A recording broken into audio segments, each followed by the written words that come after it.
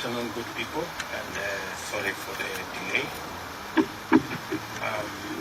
Yesterday, the Court of Appeal settled emphatically the recent controversial constitutional amendment proposals and processes. This marks the second time our courts have pronounced themselves on this matter. On both occasions, our courts were bold, clear, and unmistakable. Without any doubt, the court brought the voice of Wanjiku to life and called on us to move on to the most pressing needs of our citizens and our nation. The court decision reaffirms that Kenya is a country governed by the rule of law, not the rule of men, where the Constitution and the sovereignty of the people are supreme and not the political elite. However, no one has lost and no one has won. It is a win-win for both the people and the Constitution. The people have won, the Constitution has won, and the rule of law has prevailed. I laud the courage of the judges who have bravely defended the Constitution. God bless them. This is therefore a moment of reflection and appreciation. We thank the Almighty God for giving us this unique day to celebrate our progress as a people and as a nation. We celebrate our institutions which have come of age, foremost the judiciary. Our Constitution continues to reveal itself anew, day after day, and the living expression of the sovereign will of Kenyans. We rejoice in the timeless spirit of freedom that remains alive in our land. We delight most thankfully in the vigilance and the civic engagement that pervades our country and the commitment by Kenyans of all walks of life to rise and defend their liberty. We may now live our lives and build our nation with a confidence that the brave patriots of our judiciary stand ready, capable, and courageous to secure the promise of our national anthem that justice be our shield and defender. In this spirit, it is time for us, especially the political class, to set down our battle standards and shed our partisan armor and unite in actualizing the aspirations of ordinary citizens. It is time for us to join hands and pursue the priorities of Wananchi with the same urgency, vigor that has been dedicated to the BBI. We must make up for all the time lost, resources spent, and opportunities foregone in the knowledge that time is of the essence. For truly, it is never too late to do the right thing. I therefore plead with all leaders to harness the spirit of bipartisanship and direct our minds and energy towards efforts that positively affect the well-being of all our citizens. I strongly urge that our starting point in this endeavor is to apply our best collective efforts, mobilize and commit adequate resources towards the decisive management of the COVID-19 crisis in order to free up the country, return our people to work, and restore our economy to its full flight. We must agree that rolling out a vaccination program to cover the entire nation is imperative if our nation is to have any hope of recovering lost time and catching up with a world that is quickly recapturing its rhythm. Nothing can stop us from achieving full success if we are all united in purpose and pursue this goal with the resolute momentum, energy, and resources previously earmarked for constitutional change.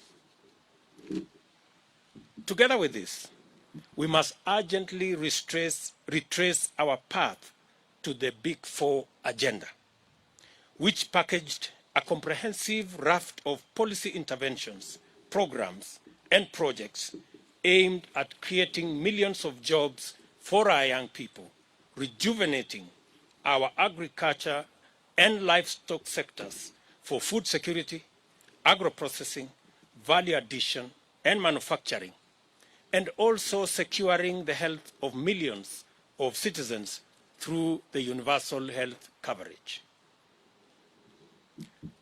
I have held extensive discussions with legislators, and we have agreed to fast-track the long-delayed amendments to the NHIF Act in order to unlock the dream of achieving our universal health coverage that was part of our Big Four plan.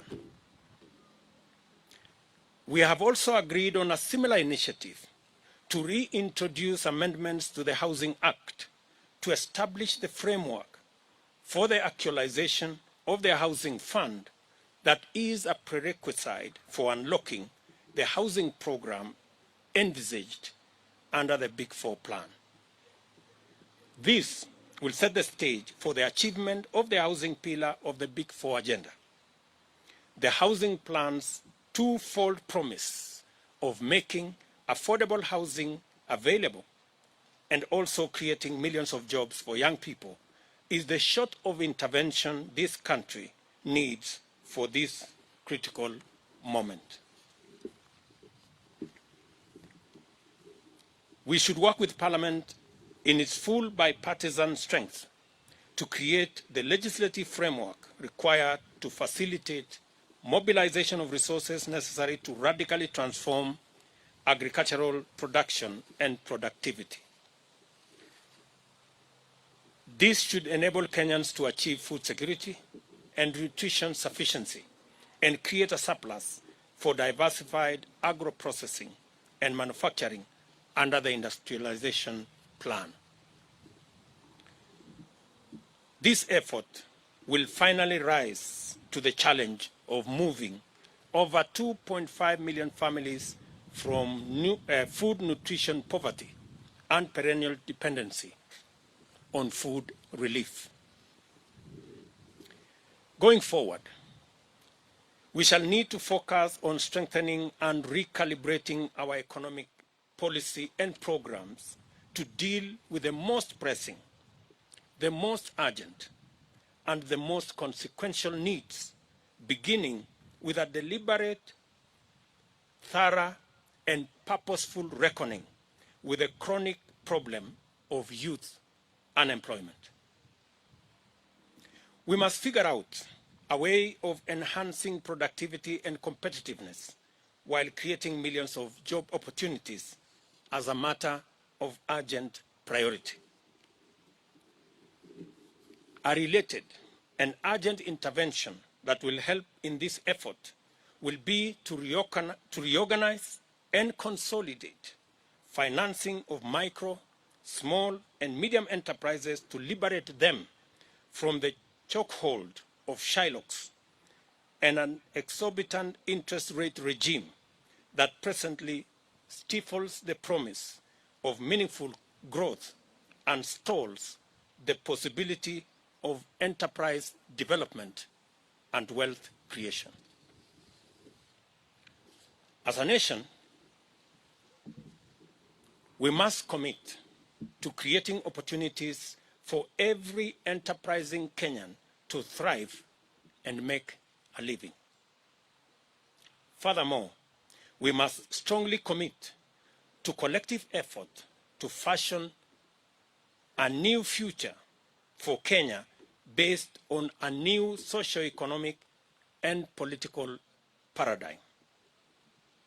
It is time for us to imagine together a new society that gives priority to the greatest number of its citizens. This new society must choose the welfare of the people over that of leaders. It must prefer the realization of empowerment of the masses to the naked pursuit of power sharing among the political elite. And we must pursue the creation of millions of jobs, not the mere sharing of political positions. The nation we envision is focused on success through enterprise, not largesse from patronage, and is committed to fundamental and inclusive economic transformation, not opportunistic coalitions to rig the system against the people. We cannot and must not, in all honesty, embark on a discourse about the future of our nation without the largest owners of that future: the youth, the young people, are and by far the demographic most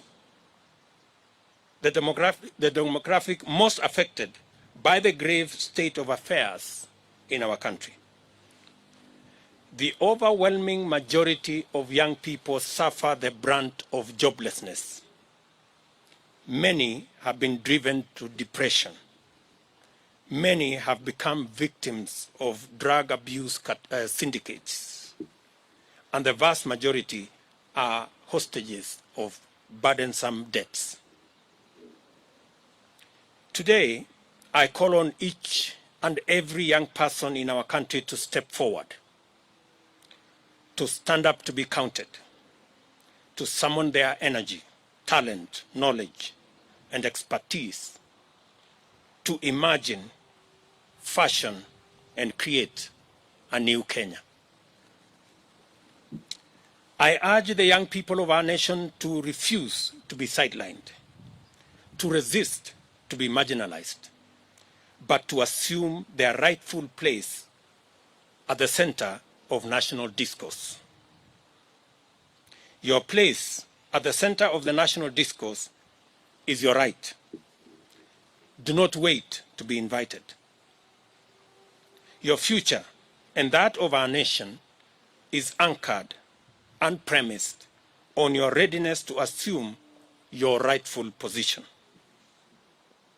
Now, henceforth, we must build an alliance of all Kenyans, with our young people at the core, so that we can tap into our creativity, our talent, and our energy to fashion a new Kenya where success is not based on who you know, but how hard you work. A Kenya where nobody is left behind. As leaders, we must consolidate the beauty of our dreams by believing in the promise of our young people. We must deliberately, purposefully, and meaningfully turn to and keep our focus on listening to the youth and ceding ever greater space for them to express themselves and actualize their aspirations. The issues affecting our young people must be our most important priorities, and they must be at the core of all future-oriented policies and actions. United as brothers and sisters in this great task, with the Almighty God going ahead of us, let us build this, our nation, together. Thank you very much.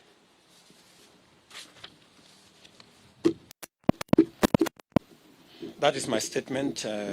I will take one or two questions, just to make sure that there is sufficient understanding of the statement I have made.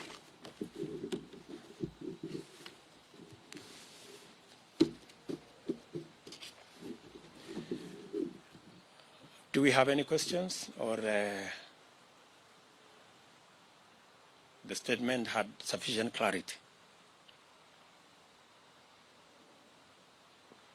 Thank you very much, good people. Have a good weekend.